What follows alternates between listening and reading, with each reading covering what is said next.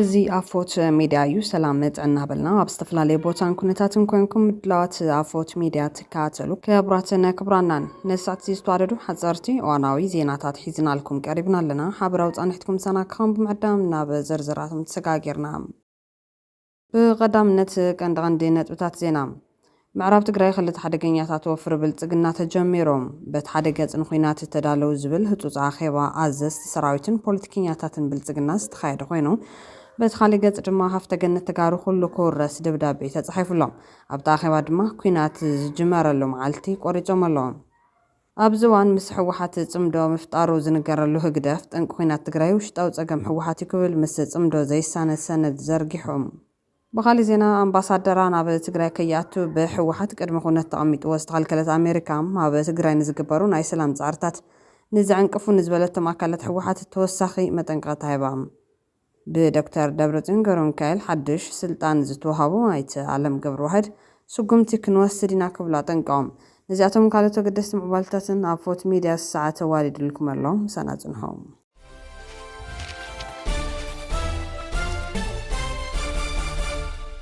ብቐዳምነት ኣብ ስዑድ ዓረብ ታሲሮም ምስ ዘለዉ ትግራዎት ብስልኪ ምዝርራቡ ቢሮ ጉዳይ መናእሰይ ትግራይ ኣፍሊጦም ምስቶም ጉዳያት ብቐጥታ ብቕዳሕ ድምፅን ብስልክን ተዘራሪብና ኢና ዝበለት ቢሮ እቶም ሞት ዝጽበዩ ዘለዉ ዜጋታት ኣብ ፍሉይ ቦታ መንጠጋ ዓሲሪ ከሚስ ምሽቲ ብሎክ 5 ኣብ ዝበሃል ከም ዝርከቡ ኣፍሊጦም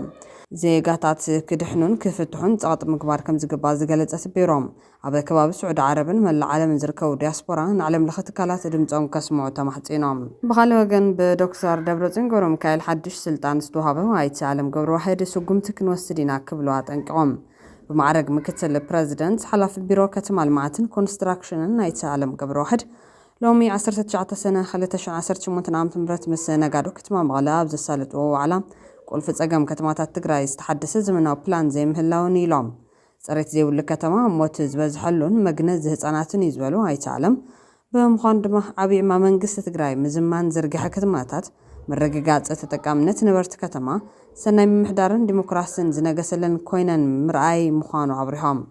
ሰናይ ምሕዳር ዘይነገሰሉ ከተማ ዝተረመሰ ስለ ዝኸውን ሰናይ ምሕዳር መንጋስ ግዜ ዘይወሃቡ ዕማም ምዃኑ ኣይተዓለም ገሊጾም ኣለዎም ሓላፊ ቢሮ ከተማ ልምዓትን ኮንስትራክሽንን ኣይተዓለም ገብረዋህድ ከተማ ዝምራሕ ብራእይ ጥራሕ እዩ ራእይ ዘይብሉ ኣመራርሓ ከተማ ይኹን ገጠር ከመሓድር ከም ዘይኽእል ዝገለጹ እንትኾን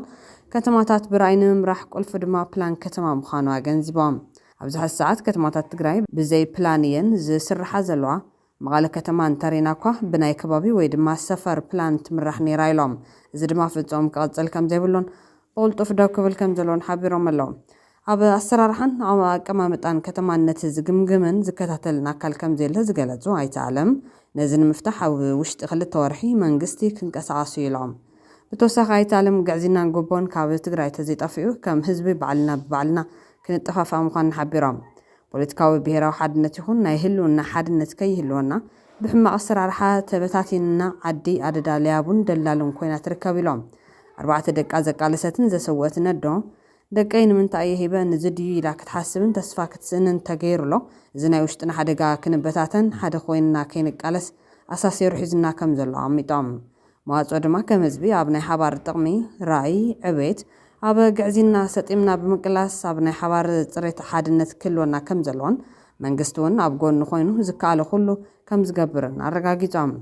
ቅድሚ ኩሉ ከም ነጋዶን ሰብ ሃፍትን ኣብ ናይ ግዕዝና ሕማቕ ኢድኩም መይተእቱ ዝበሉ ቶም ቢሮ ሓላፊ ኣብ ናይ ግልጋሎት ቦታታት ከይድኩም ጉቦ ከይትኸፍሉ ዓርስኹም ነጻኹኑ ኢሎም ግልጋሎት ክሳን ከሎ ድማ ኣብዛ ቦታ እዚኣ ግልጋሎት ዝህብ ኣካል የለን ምባልን መማረፅን ክንወስድ እናተሓሳሲቦም ምስ ውልቀ ሰባት ከይንቃለስ ከይንባስ ተባሂሉ ዓዲ ክነጥፍእ ኣይግባን ብምዃን ድማ ኩሉ ተገልጋላይ ካብ ጮም ለቕላቕ ጉቦ ምሃብን መቕባልን ነጻ ኮይኑ ክቃለስ ይግባ ኢሎም ተኻልእ መቃለሲ ጸገም ዘለዎ ቦታ ትዕዝብትኹም ብግልጽ ሓበሬታ ምሃብ ብሕቡእ ጥቆማ ምሃብን ምሕጋዝን ከም ዝከኣል መልእኽቲ ኣይተዓለም ገብረዋህድ እዮም ምስ ውልቀ ሰባት ከይንባስ ተባሂሉ ዓዲ እናጥፍአት ስኢልካ ምርኣይ ከም ዘይከኣል እውን ገሊጾም ኣለዉ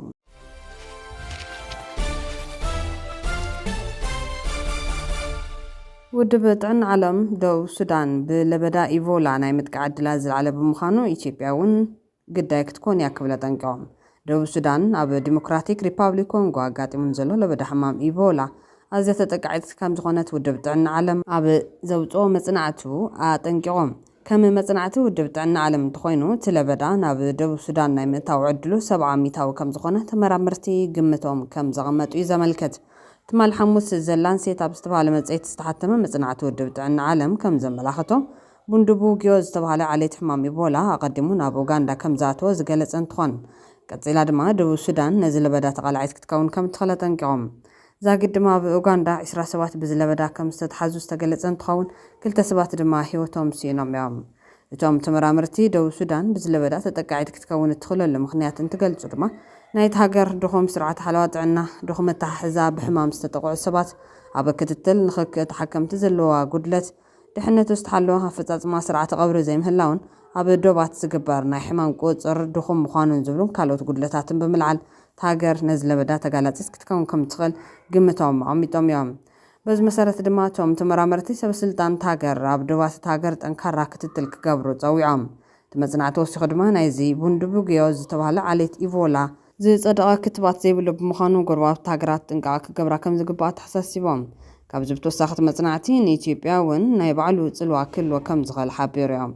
ብፍላይ ድማ ኣብ ክልል ጋምቤላ ከባቢ 450,000 ካብ ደቡብ ሱዳን ዝተመዛበለ ስደተኛ ከም ዝርከብ ዝፍለጥ እዮም። እቲ መጽናዕቲ ሩዋንዳን ቡሩንድን ምስ ደቡብ ሱዳን እንትነጻጸር በዚ ለበዳ ናይ ምጥቃዕ ዕድለን ዝተሓተ ምዃኑ እዩ ዝገልጽ። ካልእ ኢትዮጵያ እውን በዚ ሕማም ናይ ምጥቃዕ ዕድል ከይህልዋ ዘስግእ ድማ ኣብ ሱዳን ብዘሎ ጎንፂ ካብ ደቡብ ሱዳን ናስታት 100,000 ስደተኛታት ዕቑባ ንምርካብ ናብ ኢትዮጵያ ክኣትዉ ከም ዝኽእሉ ላዕለዋይ ኮሚሽን ስደተኛታት ውድብ ሕቡራት መንግስታት UNHCR ግምት ምቕማጡ እዮም።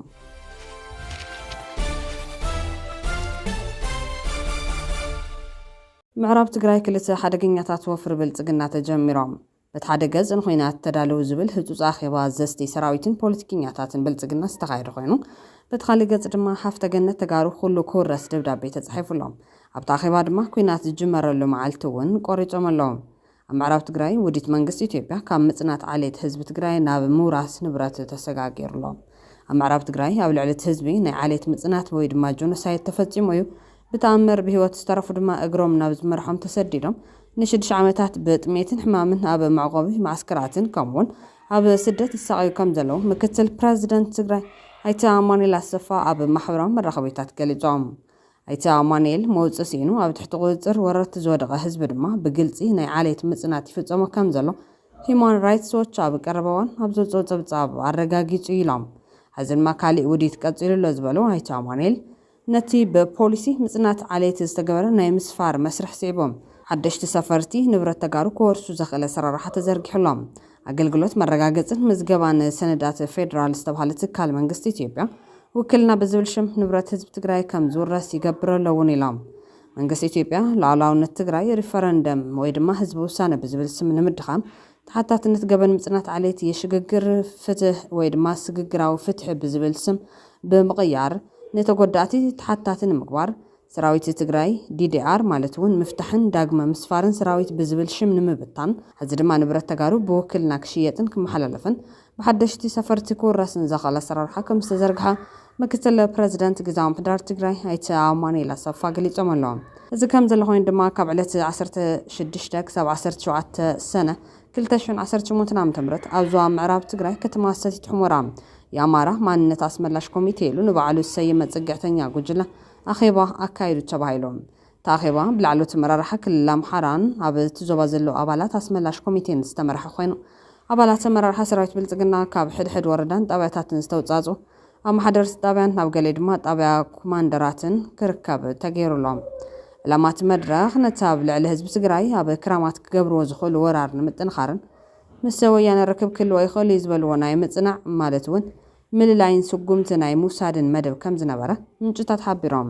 ኣብዚ ኣኼባ ካብ 200 ክሳብ 250 ሰብ ክእከብ ዝተገበረ እንትኸውን ናይ መንግስትን ውልቀን ዕጥቂ ክፍልን ናይቲ ከባቢ ተወላዲ ዝኾነ ኩሉ ዕጡቕ ድማ ብሓደ ግንባር ተወዲቡ ናብ ውግ ክኣቱ ኣሎ ዝብል ድሌታት ከም ዘለዎ እሙናት ምንጭታትና ወሲኾም ገሊፆም። ብተወሳኺ እውን ከም ኣብ እቲ ከባቢ ዝረኸቡ ናይ ሓበሬታ ኣመራርሓ ኣስመላሽ ኮሚቴ ዞባ ናብ ከባቢ ወልቃይት ምንቅስቓስ ይገብሩ ከም ዝጸንሑን ሎሚ ድማ ነቲ ምስፋኖ ማለት እውን መሳፍንቲ ዝቐነየ ናይ ውሽጢ ዕርቂ ንምዝርራብ ናብ ከባቢ ዳንግላ ምንቅስቓስ ከም ዝገበሩ ተገሊጹ ኣለዎም።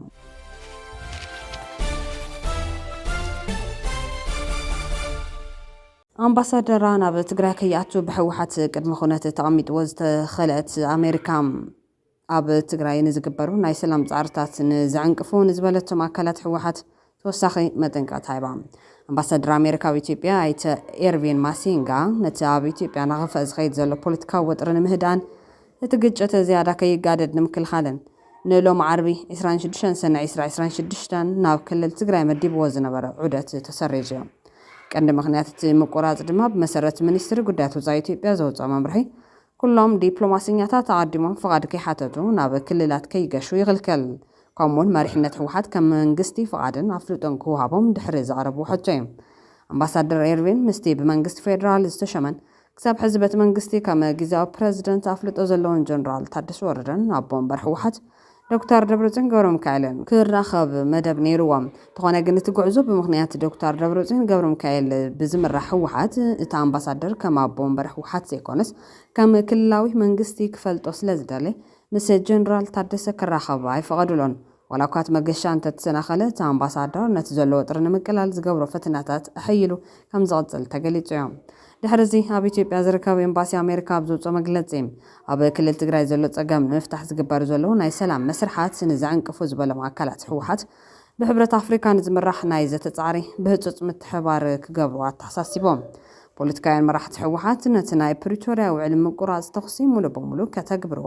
ኣገዳሲ ምዃኑ እውን እቲ ኤምባሲ ገሊጹሎም። እቲ ኤምባሲ ዝገለጸሉ ብዛዕባ ኩነታት ክልል ትግራይ ብውሃቢ ቃሉ ኣቢሉ ሎም ዓርቢ ሰነ 19 2018 ዓ.ም ኣብ ዘውፅኦ መግለፂ እዩ።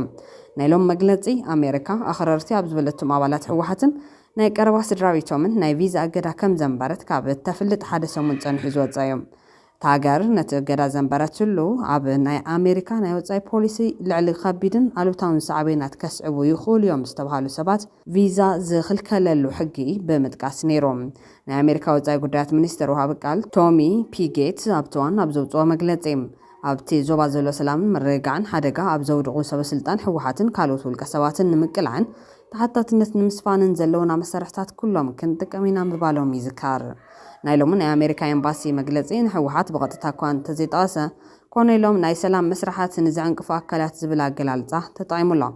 ኣብቲ ክልል ዘለዉ ናይ ፖለቲካን ናይ ሲቪል ማሕበረሰብ መራሕቲ እውን ኣብ ፖለቲካዊ ዘተክሳተፉ ከም ዝግባእ እቲ ኤምባሲ ኣብ መግለፂኡ ተሓሳሲቦም። እቶም መራሕቲ ኣብ ጥቅምቲ 2015 ናብ ደቡብ ኣፍሪካ ፕሪቶርያ ዝተፈረመ ውዕል ምቁራፅ ተኽሲ ሙሉእ ብሙሉእ ተግባራዊ ክገብርዎ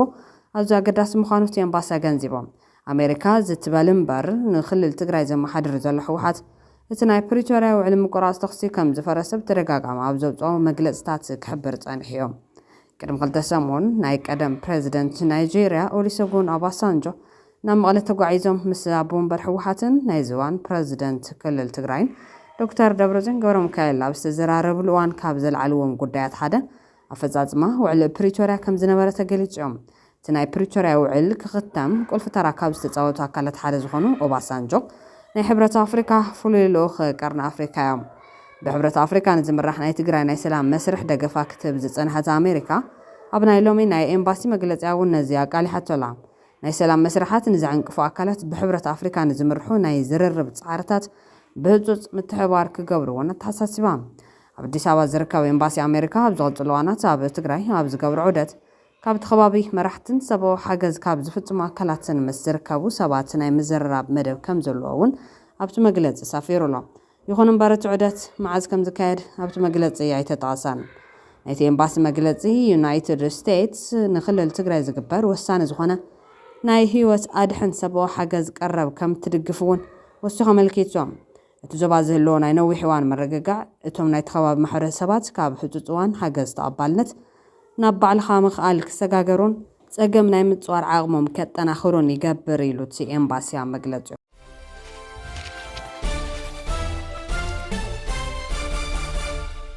ኣብዚ እዋን ምስ ሕወሓት ፅምዶ ምፍጣሩ ዝንገረሉ ህግደፍ ጠንቂ ኩናት ትግራይ ውሽጣዊ ፀገም ሕወሓት ክብል ምስ ፅምዶ ዘይሳነ ሰነድ ዘርጊሖም። ኣብ 2020 ኣብ ክልል ትግራይ ኣብ ዝተወልዐ ኩናት ቀንዲ ኣቦ ጓይላ ጥፋኣት ብምዃን ኩናት ዝመርሐ ህግደፍ ድሕሪ 6 ዓመታት ስቕታ ናብ ትግራይ ብመንግስቲ ኢትዮጵያ ተዓዲሙ ከም ዝኣተወ ብወግዒ ተኣሚኑ እዮም። ህግደፍ ሓንሳብ ፍጹም ኣይኣተኹን ካሊእ እዋን ድማ ላዕላውነተይ ንምክልኻል ብምባል ዝወሰድክዎ ስጉምቲ እናበለ ነተሳትፉ ኣብ ኩናት ትግራይ ክሕዶን ተጋራጮ መግለጺ ክበሉ ምጽንሑ ዝፍለጥ ኮይኖም እቲ ኢትዮጵያ ንከይትበታተን ብምባል ጥራሕ ኣሽሓት ኤርትራውያን ኣብ ኩናት ዘለቐ ጉጅለ ብዕድመ መንግስቲ ኢትዮጵያ ተጋቢዙ ሰራዊቱን ኣብ ትግራይ ከም ዘእትወ ብወግዒ ኣሚኑ እዮም። ጉጅለ ግደፍ ነዚ ዝገለጸ ብመንገዲ ኣብ ቀጠር ዝርከብ ኣምባሳደር ኣቢሉ ኣብ ማዕኸን ዜና ኣልጀዚራ ብዝዘርግሖ ጽሑፍ ኮይኑ ጠንቂ ምውላዕ ኩናት ትግራይ ውሽጣዊ ጸገማት ሕወሓት እምበር ድፊት ኤርትራ ከም ዘይነበረ ድሕሪ ምጥቃስ እዮም ብጠለብ መንግስቲ ፌደራል ሓድነት ኢትዮጵያ ንምሕላው ናብ ትግራይ ከም ዝወፈረ ተኣሚኑ ዝርከብ። ጉጅለ ግደፍ ኣብ ዝሓለፈ ሰለስተ ነቲ ብሓላፊ ሃገራዊ ድሕነት ኢትዮጵያ ሬድዋን ሁሴንን ኣማኻሪ ቀዳማይ ሚኒስትር አብይ ኣሕመድ ኣብ ጉዳያት ቀርኒ ኣፍሪካ ጌታቸው ረዳን ንዘቐረበ መጽናዕታዊ ጽሑፍ ብምቅዋም ግብረ መልሲ ንምሃብ ዝተሓሰበ ምዃኑ ዝግለጽ ኮይኑ